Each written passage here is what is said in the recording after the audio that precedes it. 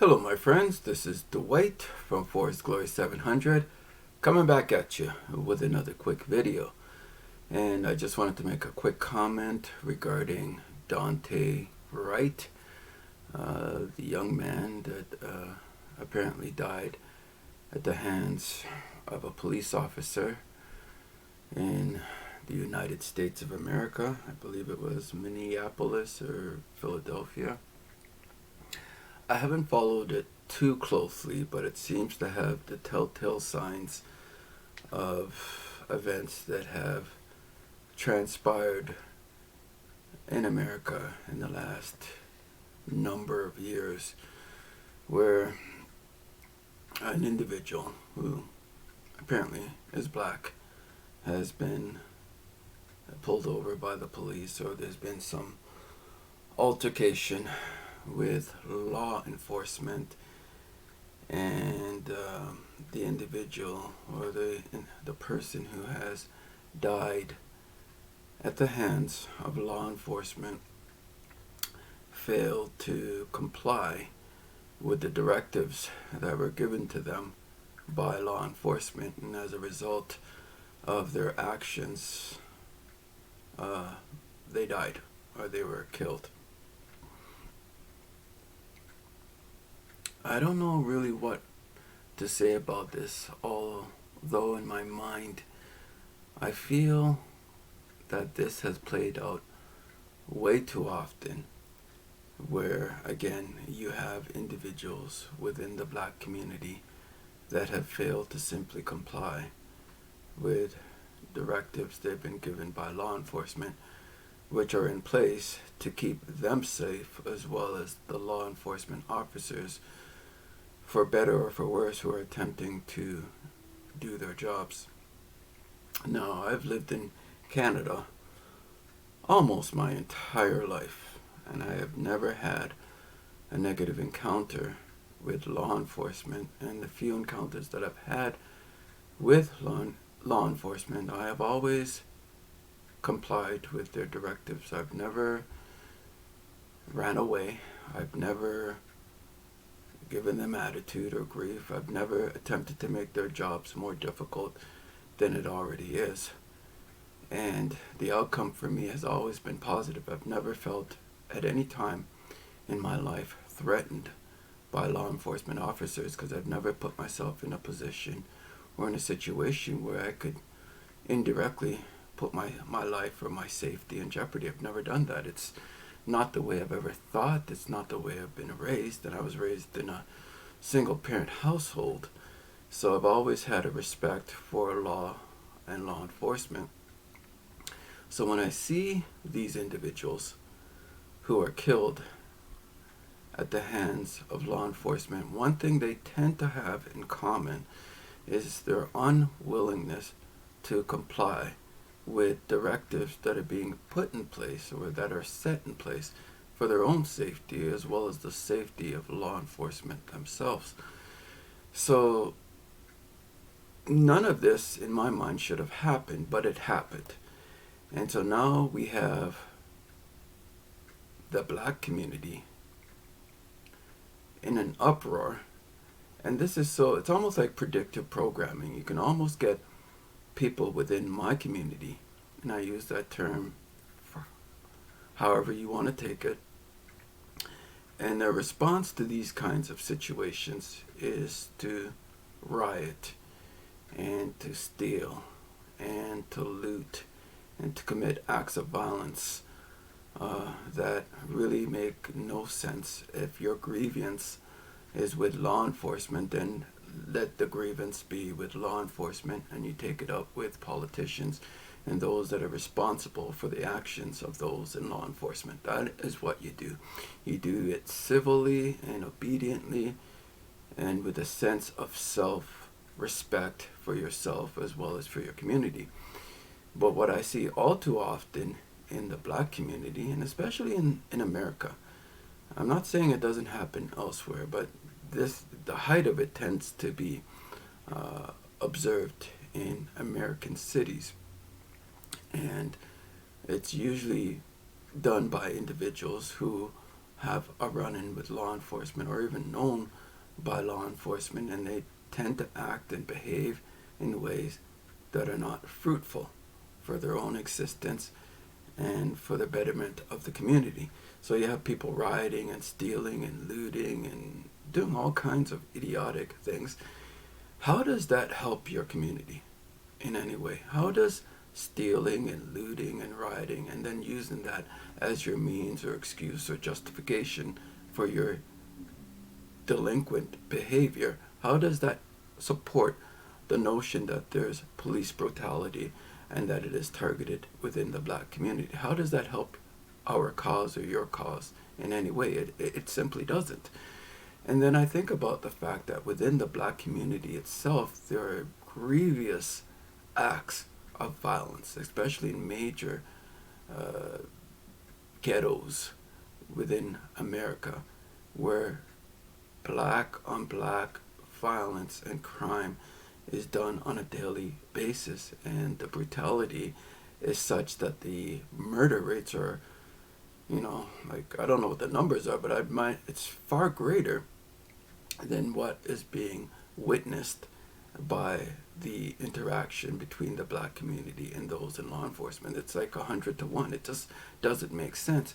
If people within the black community had as much righteous anger, for lack of a better word, without destroying their own communities, and held their own community's feet to the fire, the situations that we see in terms of debauchery and just lawlessness within in the black community would probably be over overnight if we held our own community's feet to the fire. But we don't do that. We give people within our own community a pass to be who or whatever they want to be. But when it comes to them breaching the law and coming in some type of negative encounter with law enforcement, that somehow that is of greater concern. It's not. It just doesn't make sense. And again, in the black community, you're being played. And when I say you, I don't include myself in that, because I would not conduct or act myself in the manner or in the way that you see a lot of blacks in America acting out in this way. Not all, but there's plenty that are using this as a convenient excuse to act like a bunch of lunatics out of an insane asylum. It's just absolutely absurd. Why would you do that? It's a lack of self-respect for yourself as well as for your community. And then people from other ethnicities and other nationalities look at how blacks in general conduct themselves in these types of situations and go, well, what more do these people want? They don't even know how to conduct themselves in such a way that is efficacious to the betterment of their own community. But here they are screaming out Black Lives Matter, and then they conduct themselves among their own in such a way that is undignified. It's hard for people outside of our community, if they're starting to connect the dots, to be very sympathetic, because it's like, take care of your own business, take care of things in your own backyard. And then once you're able to do that, then you're going to be able to address some of the issues externally outside of your community that may impact your community. But until then, raise your children right. Allow them to recognize the importance of self-accountability and self-responsibility, and how to conduct themselves when they are outside in the community, away from your influence and your rule, assuming that you have some kind of influence or rule over your own children. Like, he's a young man, he's 20 years old, I believe. He's not a child anymore. So at that stage in life, he should have the wherewithal to know how to conduct himself, especially when he's having some type of interaction with those in law enforcement. It just seems to make sense to me. But I'm of a different mindset than individuals that think it's justifiable to destroy your community. It makes absolutely no sense to me whatsoever. The black community is being played by those in government and by the media and by those who control it. And again, we're entering into another spring and another summer where it looks like riots and unruliness and downright delinquent behavior, unjustifiable behavior, is going to be the norm. And again, this goes hand in hand with our current health crisis. And so it just further goes to push the narrative of those that have an agenda that does not have your interest or my interest at heart. So why would you propagate and play into their narrative to bring about the end result of problem, reaction, solution, so that they can bring down more draconian measures on the masses? I mean, we're experiencing that right now with this quote-unquote health crisis that we're allegedly under. And so now you add this to it, there's more fuel to the fire. They're getting exactly what they want, the powers that be.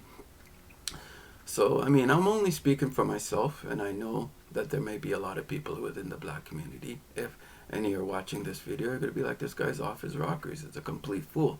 He's not even American, so what's he talking about? I'm just saying I'm going off of what I've observed and my experience of being quote-unquote black and within the black community, and the mindset and the manipulation and control that is often directed within our community. We have to rise above this level of mediocrity and rise to the level of people that are often identify themselves as kings and queens. Well, if we're kings and queens, we have to conduct ourselves like royals do. We have to conduct ourselves with dignity and self-respect. So it's not to minimize the death of this individual, but I would imagine he had a part to play in his own death. And for me to say that, there's going to be a lot of people that say you're wrong, and that's right. You know, you have a right to think that way. I think differently on the matter. I think if he had complied and followed through with all that was required of him, he would be very much alive this day.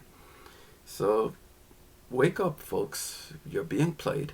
You're being played by those that don't give a damn about you, especially by organizations like Black Lives Matter. They don't give a rat's ass about the black community, because if they really cared about the black community, every time a life is lost, whether it be at the hands of law enforcement or more times than not by people that look like black people, they'd be in uproar. They'd be busy 24/7, but they're not doing that.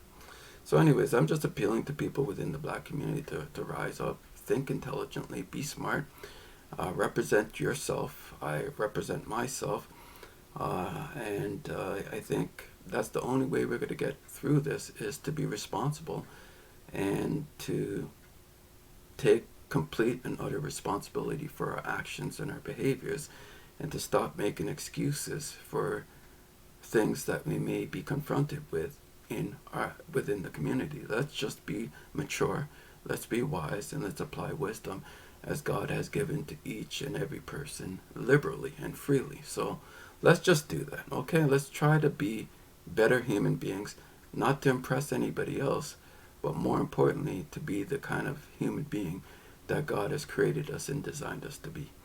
Anyways, that's all I got to say. This is Dwight from For His Glory, wishing you all a fantastic day. Take care, be blessed, and please stay out of trouble.